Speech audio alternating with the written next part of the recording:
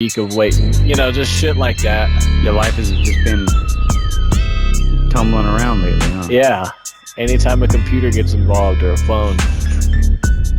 Dude, you have a natural draw to like destroy, like you're like this coronal mass ejection frying all electronics. Yeah, like my air drought. Logic board circuitry anywhere near you, just destroy it all. Like, you have problems that like with technology that like, I work in technology, so I see issues. People can bring me shit like this is wrong. I'm like, all right, I know how to fix it.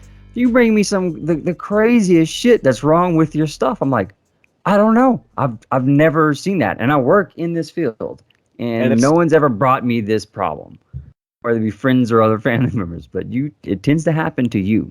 Yeah. If I need to call someone a little bit higher up at the company and be like, hey, you know what?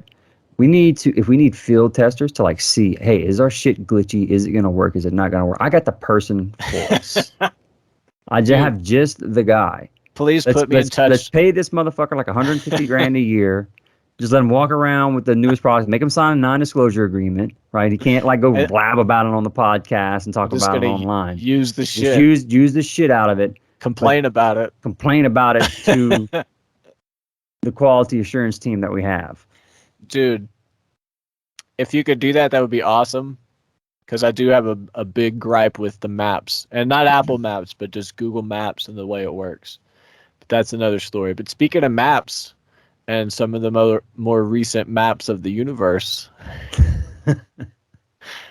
they have spotted a white dwarf switching on and off. And on the same subject, I was going to say, your camera is working like it looks like you're being eaten by the sun there, like through accretion, because you keep going in and out of the frame because of your background. But that was going to be my tie-in to this article, how you're being eaten by the background through accretion. That's better. Which is the process that this article is talking about. That's better. Way better. Yeah, accretion. Yes. Did you just pull the article, the image from this article, by the way, as your background? Man, I just Googled white dwarf and picked one, and it looks like they all. Well, I mean, this is an artist rendition, but they all depict the same thing. Yeah, not the exact same thing. Like I'm looking at the image in the article, and it's very similar. But these scientists found a white dwarf it'll basically brighten and then go dim over the course of days or months, but this was happening in 30 minutes, dude. Yes, so it's this is the first time they've ever observed something like this. So what they're observing when it goes bright and dim is basically, this is a binary star system where you have one star that's a white dwarf. And a white dwarf would be a star that's like our sun, that has reached the end of its life cycle and exhausted all of its nuclear fuel. And all that's left is a very dense mass that's as dense as the sun, but the size of Earth. And it eats matter from its accompanying binary star through a process called accretion.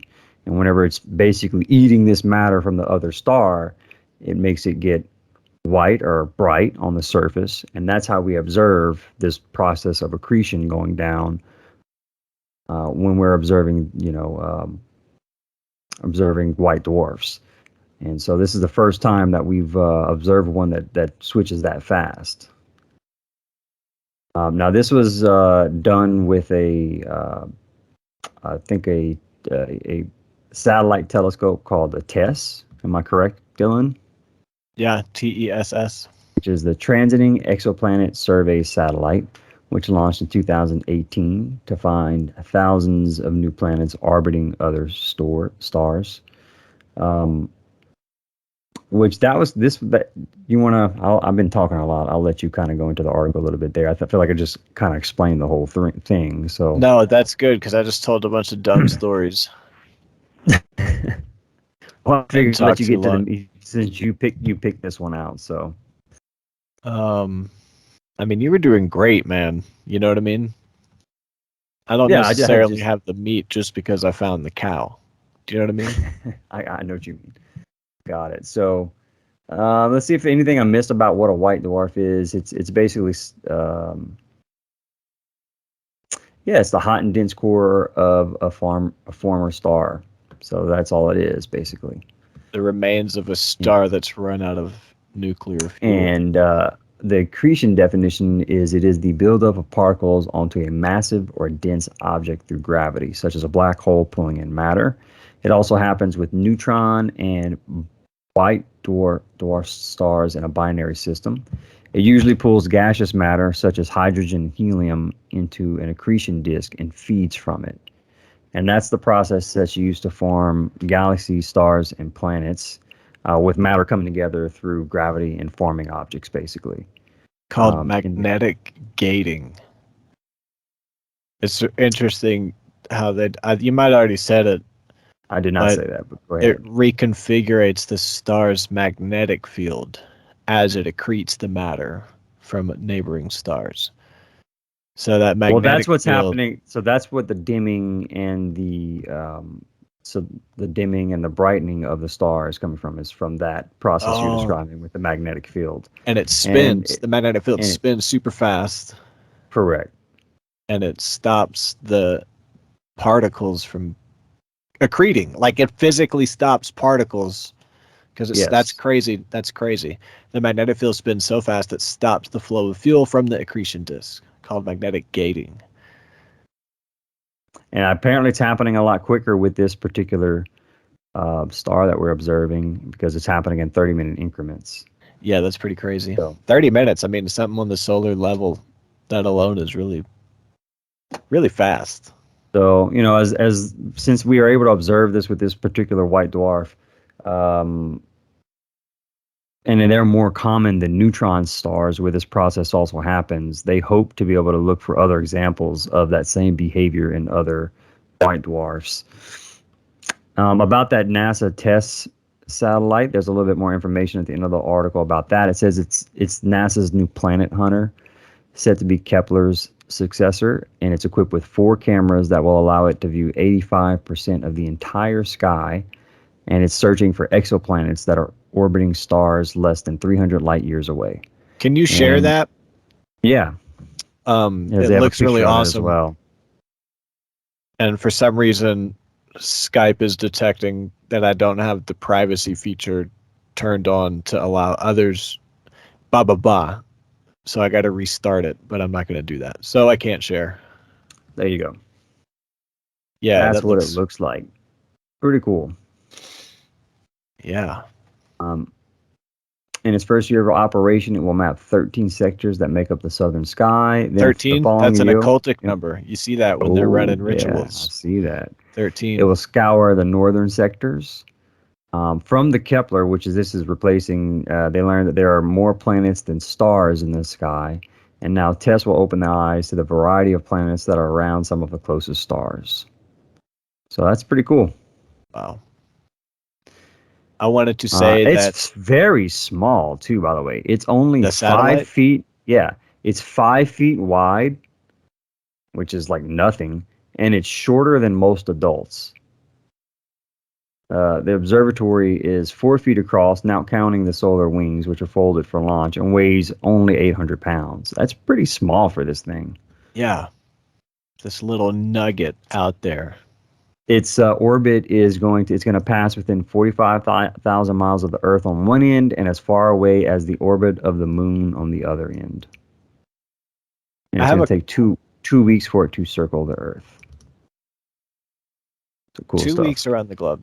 Going pretty fast. This was observed in the star system TW Pictoris, 1,400 light years away. Interesting. Pretty close.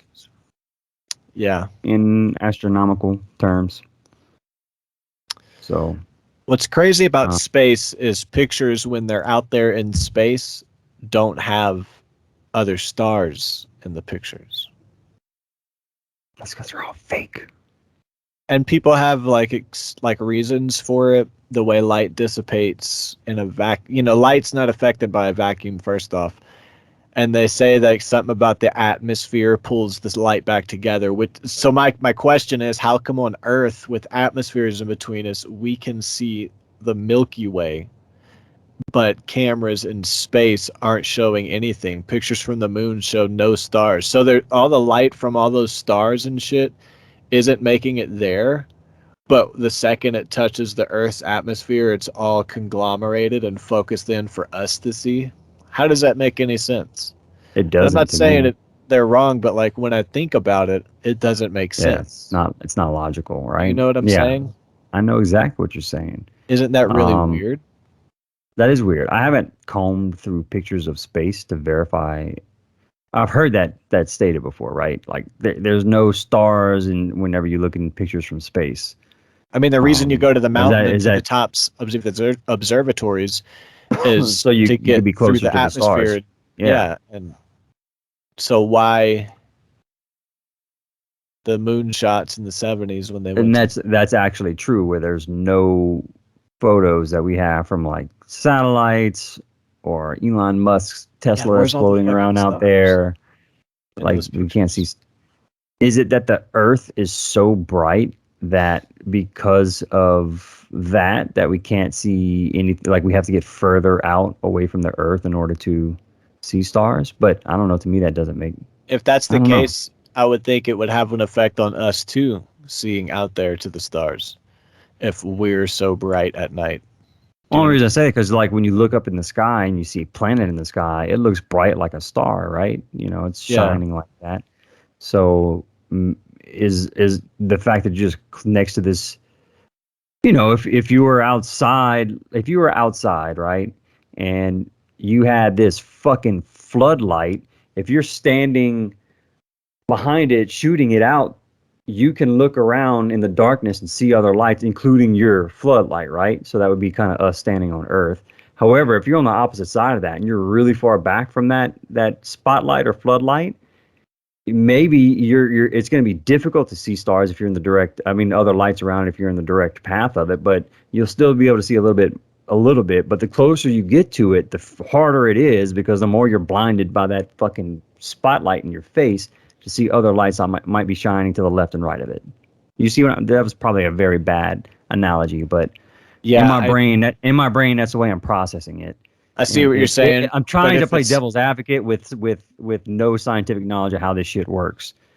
yeah, But but if you see lights out there shining a light yeah, just on those, imagine the no, I just get what you're imagine. saying. What I'm saying is, if you see lights out there and you shine a light to see those lights better, that doesn't make sense. You would turn No, that no, light off so you could see I'm it not better. saying that. I'm not. You're So if right. I'm the not saying Earth is that. But putting off the light and we're behind it, it wouldn't necessarily make the cosmos more clear to us correct. Yeah, than if we could be on the other side of the light and see it. that's right. Yeah, Do you know I'm what I just mean? thinking through it. Yeah, I know what you mean. What You're the right. fuck was that? Spill shit. That's a good theory though, but I think it might be the other way. Whenever a light is behind something else you're looking at, Hey, like a silhouette of a person. we should just get an astronomer on here that can actually explain the science about how this shit works to us. Oh, that would be so great. I would love that if we could actually get an actual astronomer in here. Yeah. Let me just see what a quick Google or DuckDuckGo search yields for us. Personal astronomer. That's what we need to do. We need to hire a personal. We don't need a band manager or a booking agent. We need a personal astronomer. Why can't we see stars in the pictures of spacewalking? Here we go. There's an article on it from Can you share it? stardate.org. Yes. Let's learn together on this podcast, folks. What was the question that you typed in? Why can't we see stars in the pictures of spacewalking or moonwalking astronauts? The stars aren't visible because they are too faint. The astronauts in their white spacesuits appear quite bright, so they must use short shutter speeds and large f-stops to not overexpose the pictures. With those camera settings, though, the stars don't show up. The same thing happens if you try to take a picture of someone under a dark, starry sky. To get the person perfectly exposed, you have to use a flash or some other light source and set your camera accordingly. When you do that, there is no way to see the stars in the background. To see the stars, you need long exposures and wide open apertures. But with those settings, the subject of the picture would appear dark and blurry. Astronauts have taken many photographs of the stars from orbit, and many of them are available on NASA's website. But unfortunately, not with spacewalking astronauts in the foreground. So there you go. So there are pictures from space of the stars from orbit. But the weird thing still is that it's talking about what the subject of the picture is, and it's assuming that the subject is the astronaut. But why would the pictures not? Why would the subject not be the stars? Why would the astronauts not have just brought long exposure technology and Well, that's what I'm prepared? saying. In the pictures that they are taking of astronauts on spacewalks and on the moon, the subject of those photos are the astronauts. So it's short exposures, and so it's not capturing as much light. It doesn't. It's not trying. The aperture is not trying to capture as much light. Yeah. Why would they not However, also well, have? Why would they not that's what just they're be like, saying. They did. The oh, astronauts they did? themselves took photos from space while they're in orbit of stars. So there are. But it's like 5 or 6 stars. It's not like way more clear I Milky don't know. Way. I'm going to NASA galleries to look at it right now. But what I'm saying is, you could go out into the woods in Wyoming and camp and go out and see all the stars right there. You don't have to have. I don't know where I'm going with that.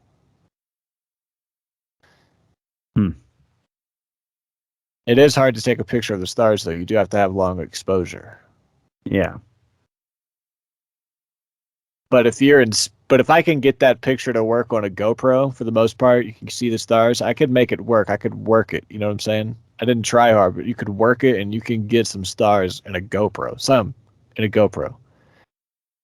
So that's just camping in All like right. Wyoming. If you got an awesome camera on the moon, you can't just mess with some settings and. I also think a little bit of what the problem is. When you're trying to take a photo from space while you're in orbit, you're in motion. You're going like 18,000 miles an hour. So if you have a camera set on long exposure while you're going 18,000 miles an hour, that's not Well, how fast is the necessarily Earth going? Well, it's relative because we're not. Well, you're right. The Earth is moving pretty quick. I don't know how fast the Earth is moving. You're talking about in orbit, like around the. I don't know. It's a good question.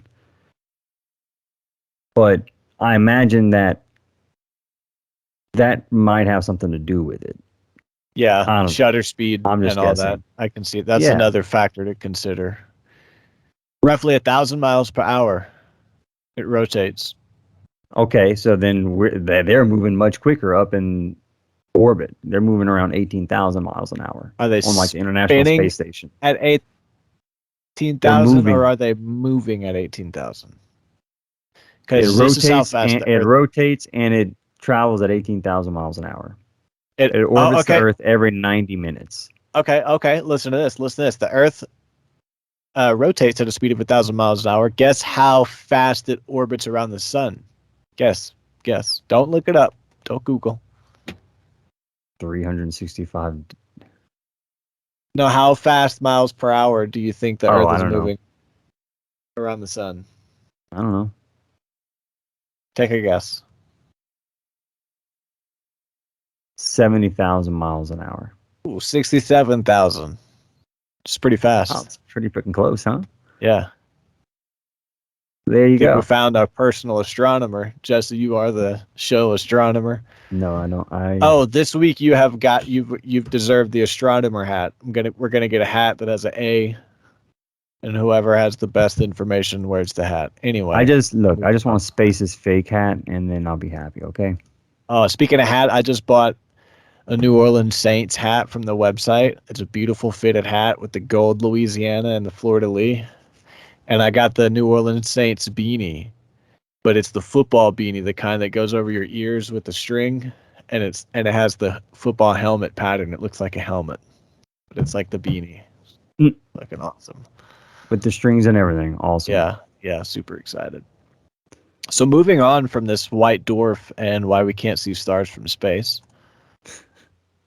Nice little side We discussion there. we don't need to worry about the stars in space because the ancients have left us clay tablets in the dirt right here on Earth. And a ancient Jesse, can you share that article? Yes.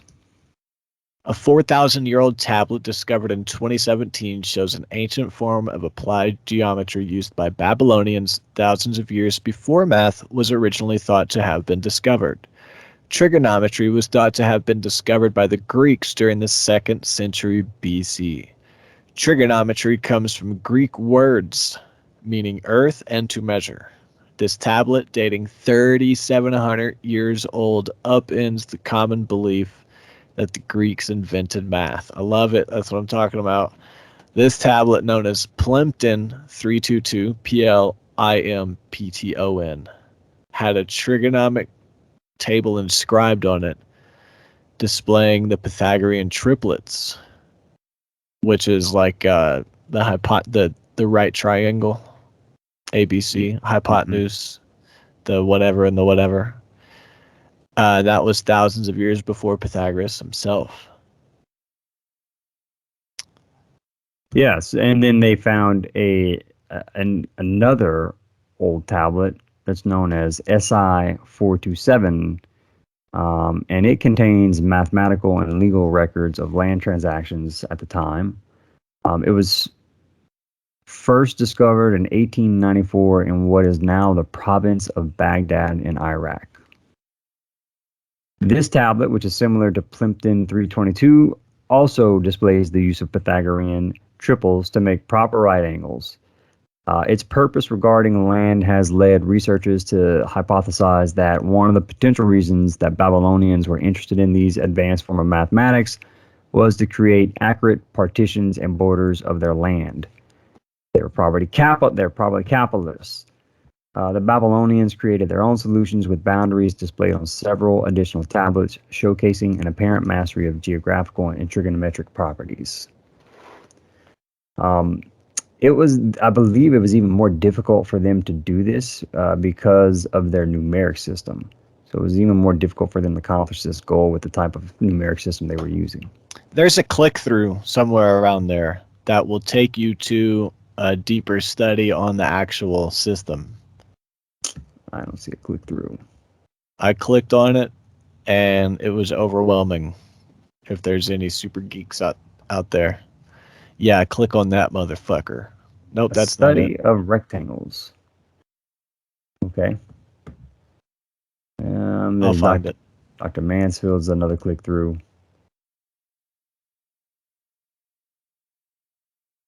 I think it's just going to be about a profile on this guy. Yeah, I'm a pass.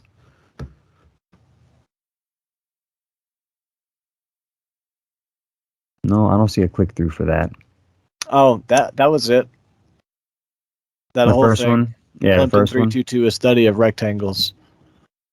Springer link, springer.com, link.springer.com. It's a long, overwhelming thing. I'm not smart enough to read through that. Me neither. But this is pretty cool considering that, I mean, we keep thinking, well, you know, our thought of like the more ancient the civilization, the dumber they were, and the less access to like knowledge of the universe they have. But then you keep finding stuff like this, right? Where they were actually more advanced than we give them credit for, even back in the Babylonian times. So, interesting stuff, man. And maybe they gained that knowledge from the fallen angels that we talked about last episode, right? The aliens that bestowed this type of knowledge upon them. It all comes back to aliens, man. Yeah, and check this out. On the back of tablet Si.427 is also inscribed the numbers 25:29, like a ratio, in sexagesimal format, which is their 10 format. I think it's a format of 60, right? Yeah, 60. Yeah. The 60 that they use, the hours, the minutes, the known as base 60 or sexagenary. You know, it's interesting that the clock is divided in 60 and also 12 hours, just like the 12 signs of the zodiac. And it's like a Babylonian thing. Oh, and no one knows what those numbers refer to yet. 25:29 on the back of the Nope. tablet. He's wanting to work with other historians and mathematicians to develop theories as to what it may be. Oh, So it'll wow. be He cool. sounds We like can a. look forward. This is an article we will continue. Yeah. Yeah.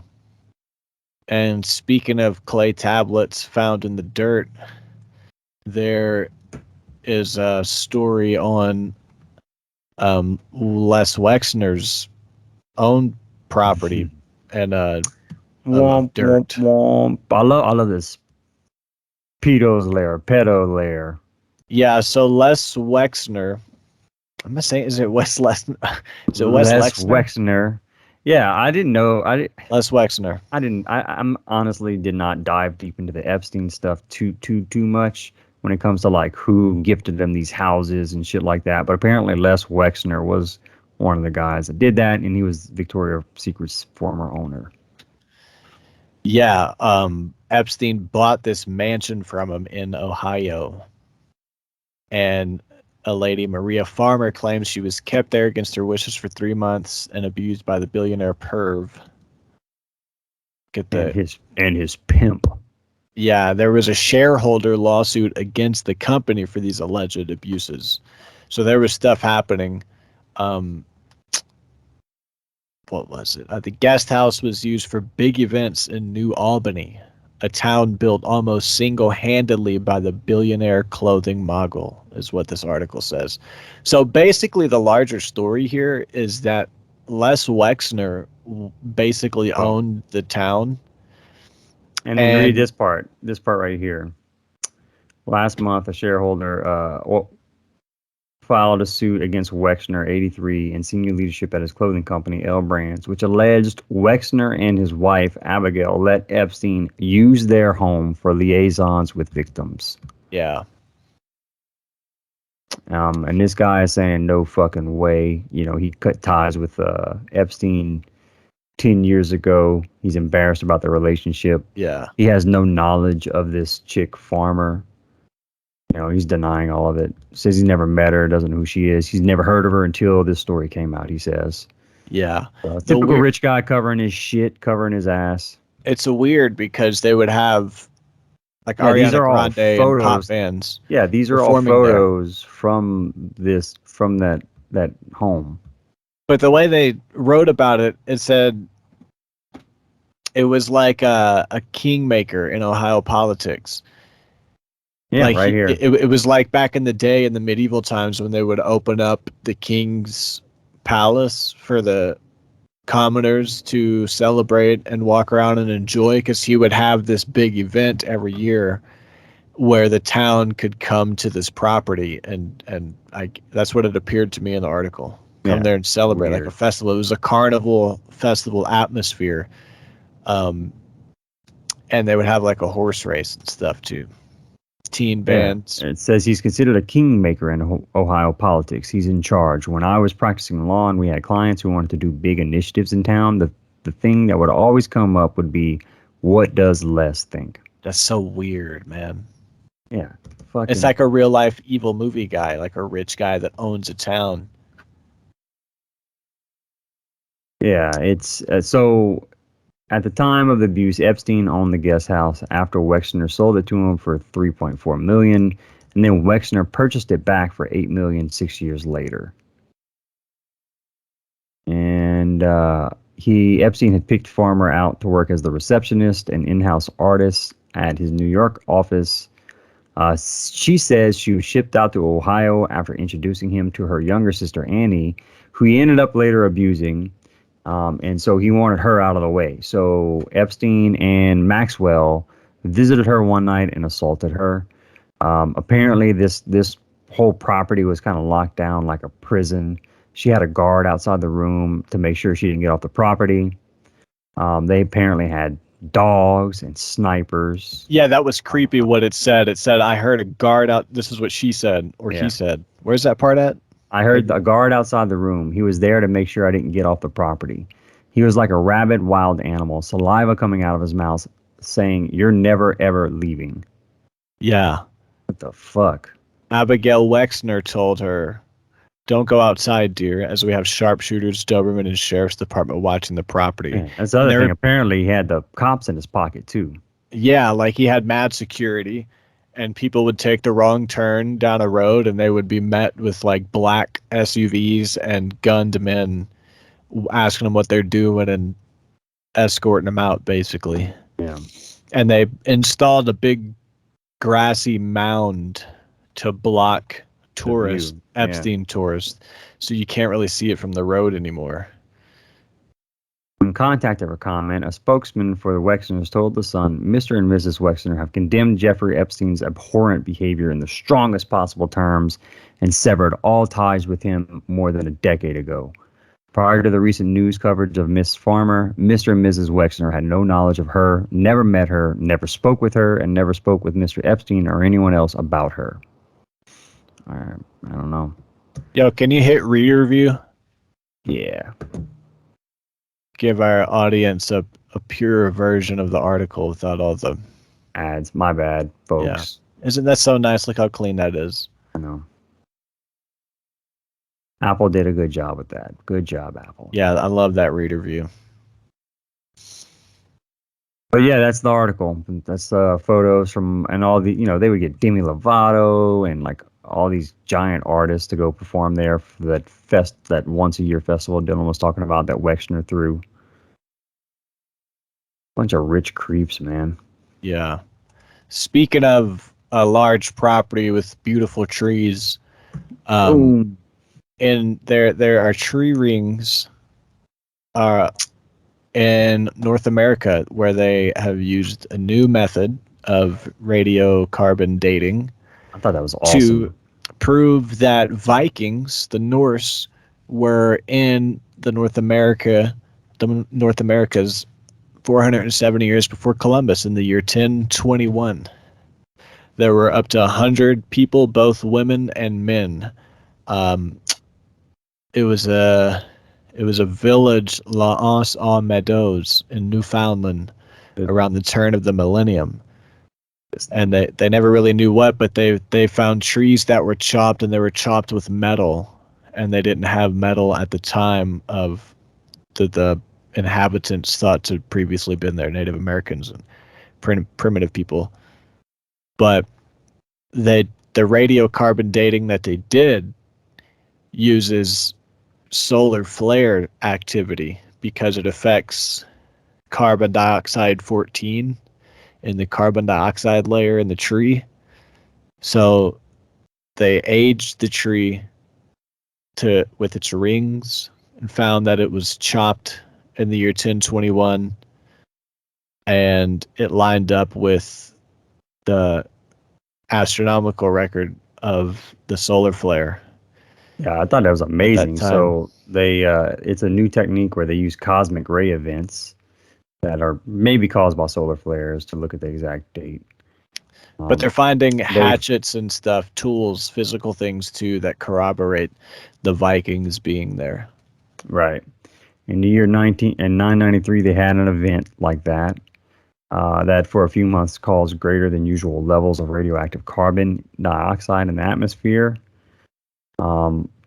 So since trees breathe carbon dioxide as they grow, they use that radioactive carbon signature to determine which of the annual growth rings that they saw in the cross sections of the wood were from 993.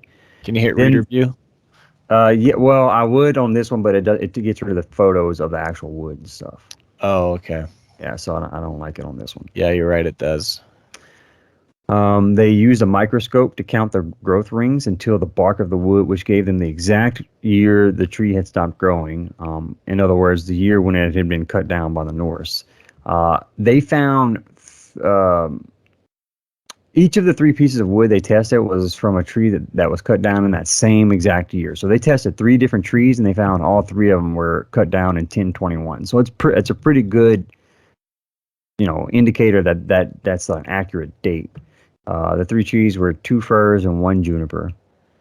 They can't tell if it was the 1021 was towards the beginning or the end of when they they occupied the area. But when they're going to continue to study wood around the site to try and get their exact range of dates. And it was unusually large levels of radioactive carbon-14. It was the specific name of what it is they're measuring. Yeah, from that cosmic ray event of 993. Yeah. Interesting enough, like the sagas of this region refer to it as Vinland, which means wine land, supposedly because it was warm enough for grapes to grow for wine. While Newfoundland is too cold for grapes, so that kind of indicates that the Norse maybe explored further south in warmer regions. And they also found some pieces of exotic wood that would indicate that. So it looks like the Norse got here first, and they even went a little further south. Ultimately, they ended up bouncing and going back to Greenland, but really cool, really interesting evidence of kind of who was here on North America first, and other than the indigenous people. I want to build a house like that. I think I think it looks dope. Yeah, man, log cabins are overrated. That probably keeps your house really cool, also really warm. It's probably the perfect insulation. Reminds me of Lord of the Rings. I mean, it wouldn't hurt to fall off your roof either. It would be a nice roll down. You would just have to catch yourself when you hit the ground. I like the design of it. I'm about it. They have another picture down here of like one of the houses closer. See, that is practical. That would probably be a great studio. Good. But then you have to like mow your roof and shit. Oh, it didn't seem fun. I mean, you could if it slopes right and you have a good weed eater. Yeah. You know what I mean? Yep. Just gotta walk from the top down. You can't be trying to weed eat up. No, here's what you do, man. You get 2 pet mountain goats. Perfect. But then you have fucking goats walking on your roof when you're trying to sleep at night eating grass. You're not going to hear it because it's grass and dirt, and it's perfect. Sure, I guess maybe you're right. Yeah. All right, so that's how we're building our next house. Yeah, you got to get that's 1 mountain goat per 470 square foot. So depending on how big your place is, you might need 2-3 mountain goats. I got a buddy that sells them, so. You got a buddy in Colorado that sells mountain goats? Yeah, I got a buddy that sells mountain goats.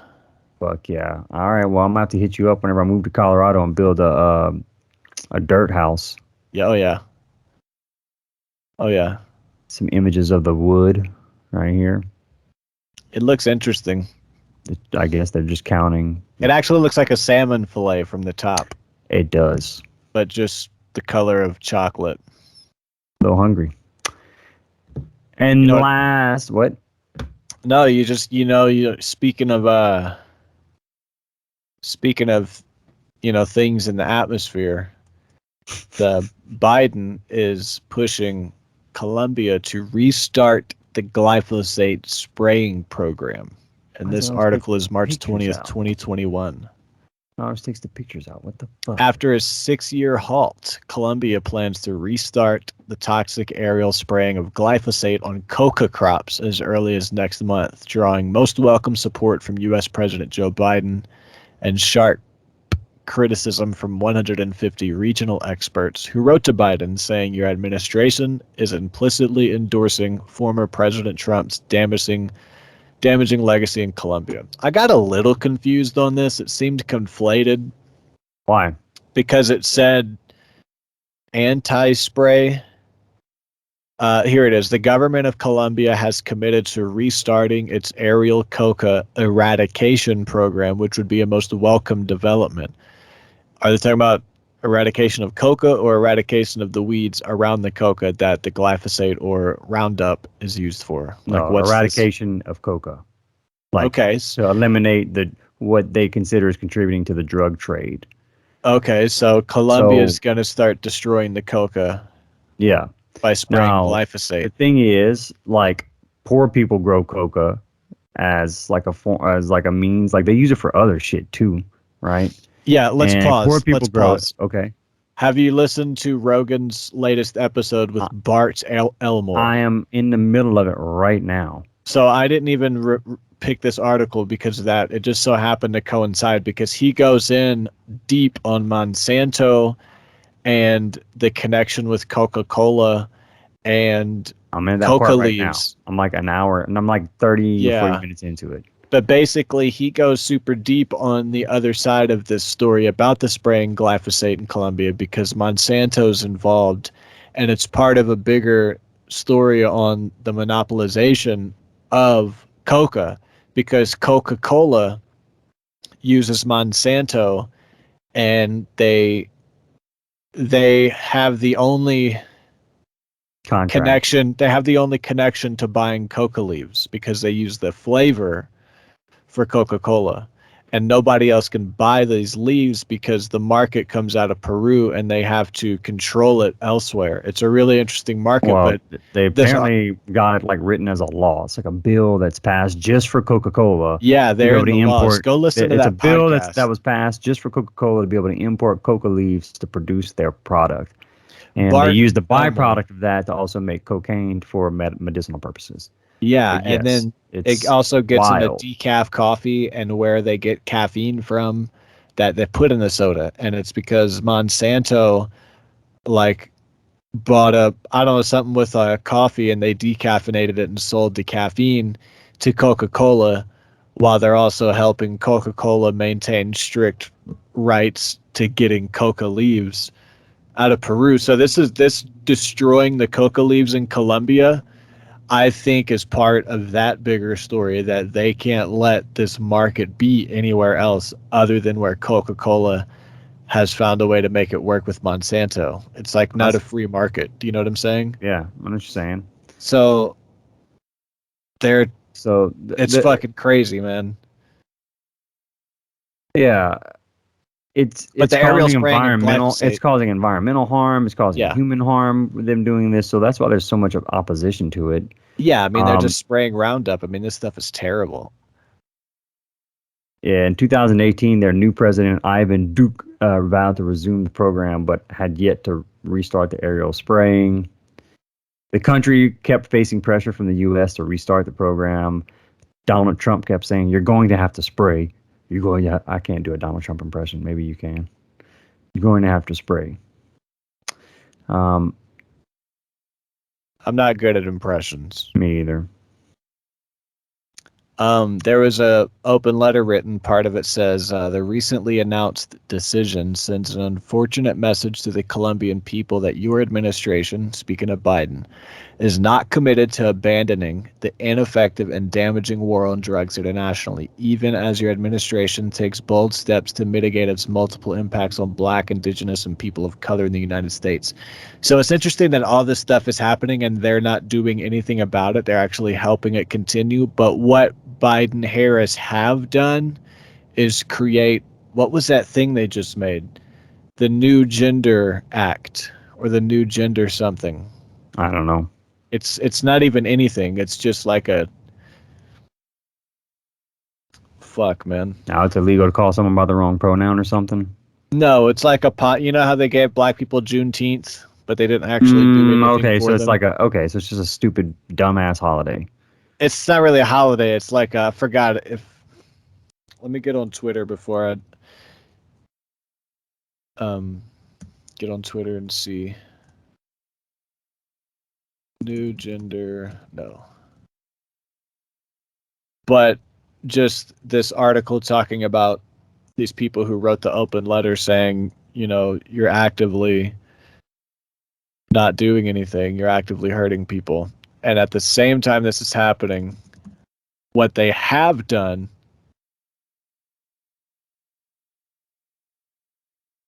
is like put in another dumb act as far as I've gender Biden Harris. Yeah, they're like these poor people down there. So I mean, the peasants grow it because it's the only profitable crop.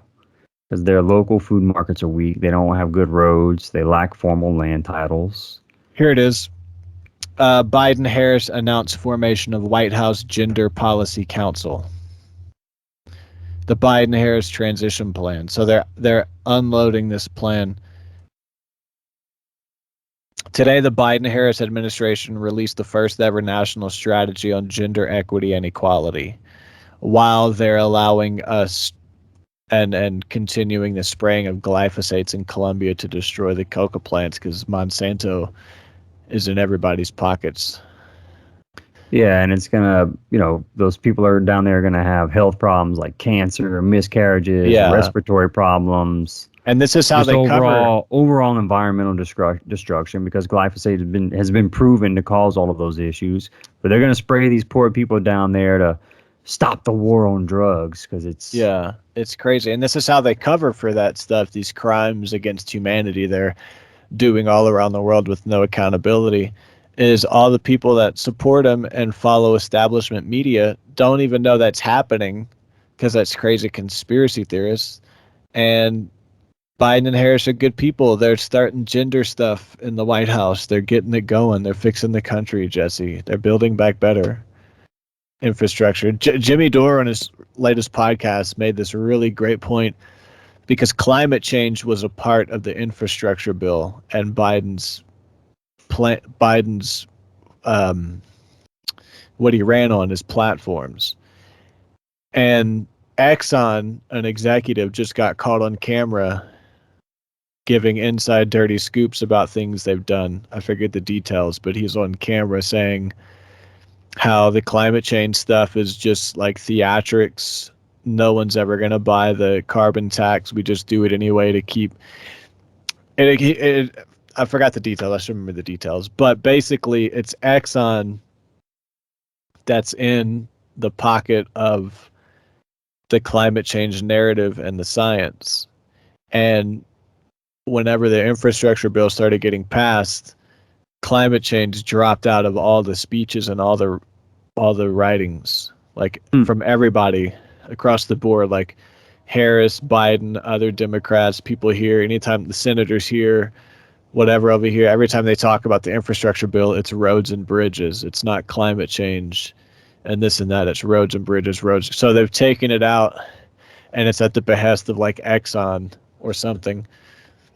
But yeah, anyway, I don't know where I was going with that, but they're doing all kind of really corporatist, globalist shit, typical shit, selling out the people, lying about it and coddling to the woke generation that voted for him through like a gender act in the White House. And that's all they need. And they're like, oh yeah, they're good people. Look at them.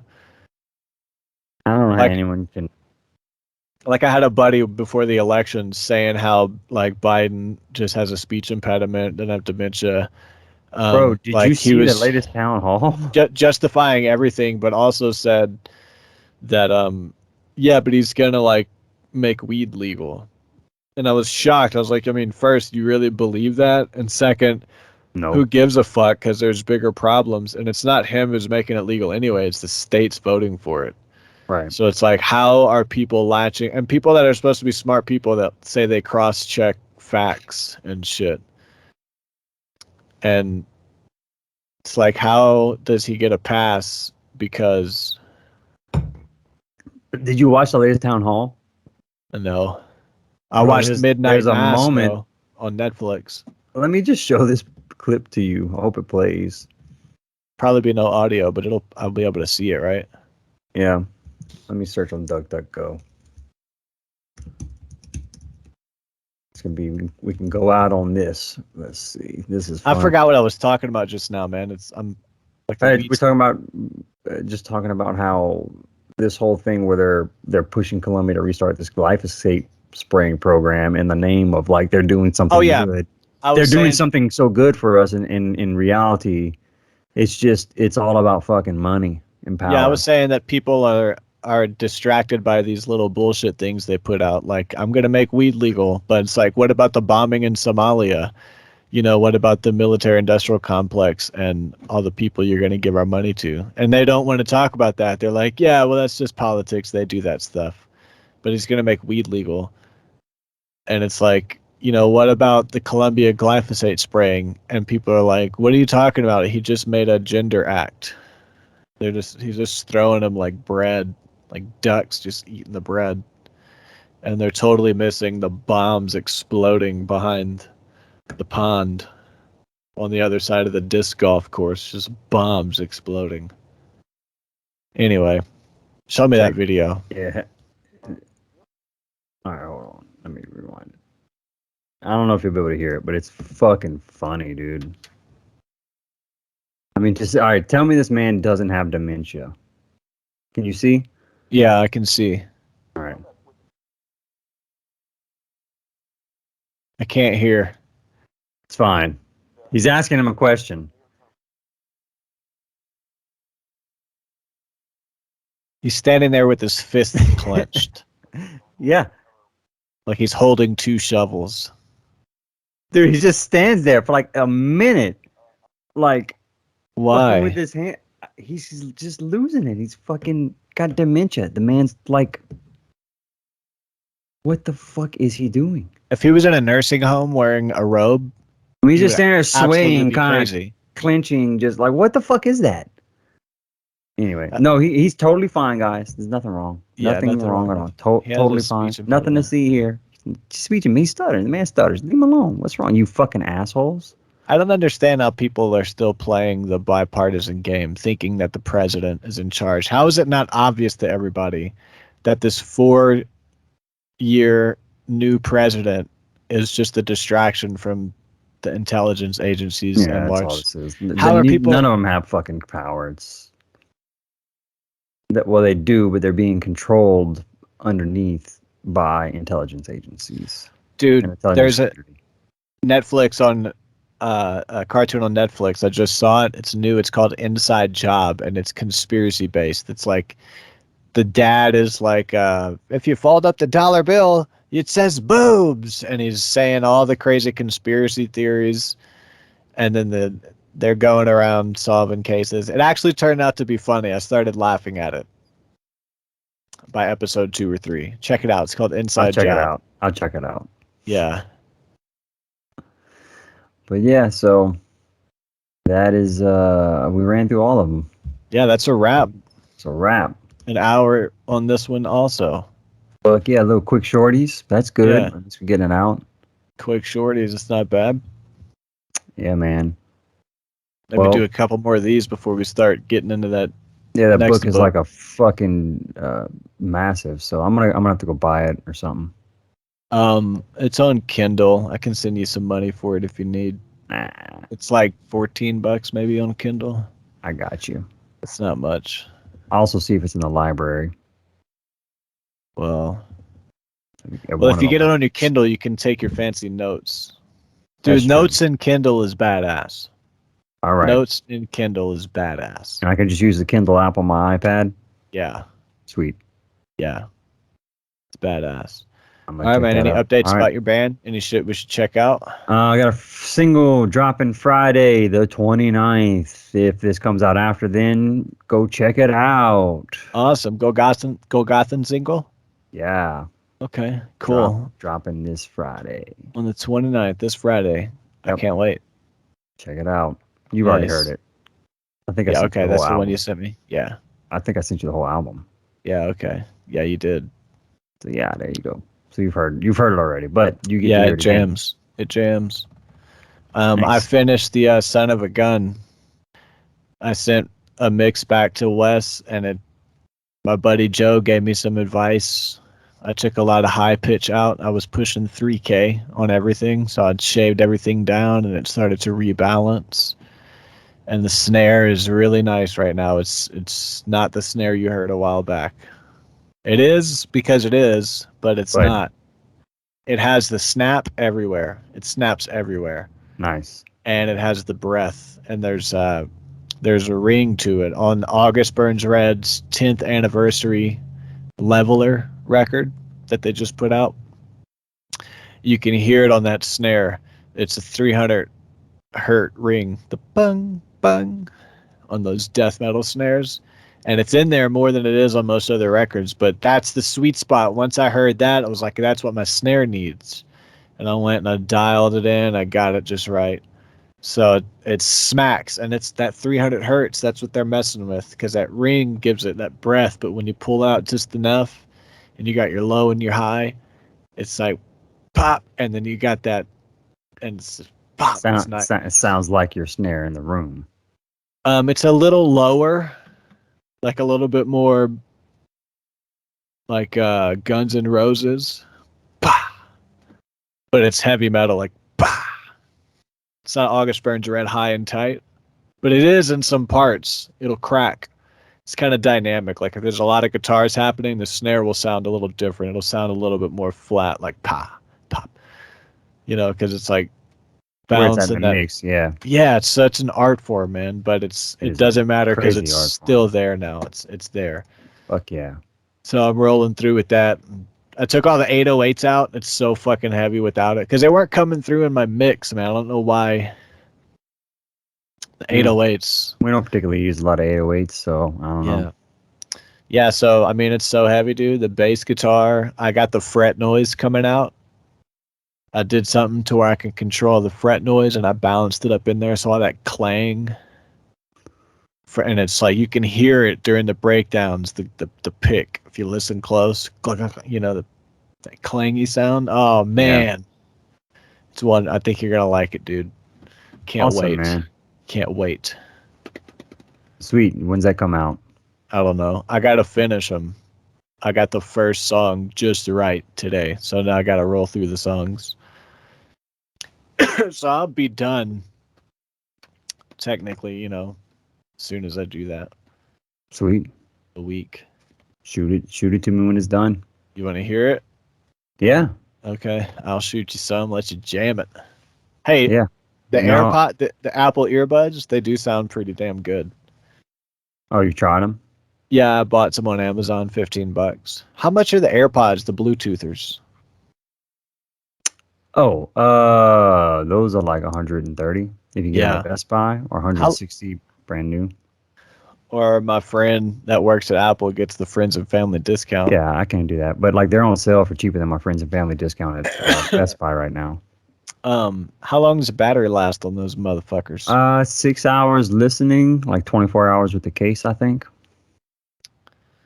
24 hours with the case? Like 6 hours of like with each one in your ear, like just listening, going for like one steady run, and then when they lose their juice, you stick them in the case. They quick charge up inside the little case, and then you keep doing that over and over for 24 hours. How long does it take to quick charge? I think 5 minutes of charging gives you like 2 hours of use or something like that, or even longer. I don't know. Let's see. You got to charge your case? Yeah, because it has a battery. It has a battery in the case. I don't want to get stuck without battery life ever. I don't like the cord getting stuck on things. That I use them a good bit, and I've never had a situation where, I mean, dude, you have to be listening like straight through, like music, podcasts, or whatever, for like 6 hours before they die, like on their first charge. And then you just put them back in the case for a few minutes and then stick them back in, and you're good to go again. I've never had that situation happen to me, though. Gotcha. That's good to know. Yeah. Oh, it's 5 hours of listening time, 3 hours of talk time. If you charge your AirPods for 15 minutes in their case, you get 3 hours of listening time or up to 2 hours of talk time. Talking on the phone burns a little bit more juice. Gotcha. So, I like mine. They're super convenient. But yeah. Sweet, man. I think I'm going to go eat. It was good seeing everybody. Yay. Clappy claps. Yeah. Good episode, bro. That was fun to talk about that stuff. Definitely, man. Let's do another one this week. All right. You got new articles you've been seeing? Any Apple updates with the lawsuits? No, I'll pick some articles, though. I'll get Tim a couple Cook out there. accused of sexual harassment connected to Epstein, Lolita Express. Anything juicy happening? No, nothing like that. Nothing like that. So, okay. No, fortunately. I'll find some, though. I'll get some insider information for you. All right. All right, bro. We'll break the news here on the Illuminati Telegraph. It'll get to all 8 of you motherfuckers. All right. All 8 of them. No, there's more than that. Nice. At least 12. Fuck yeah. Thanks for tuning in, everybody. Thank you, guys. Check out our bands. Listen to our bands and tell your friends about us. Absolutely. All right. All right. Well, peace. bye. Later, y'all.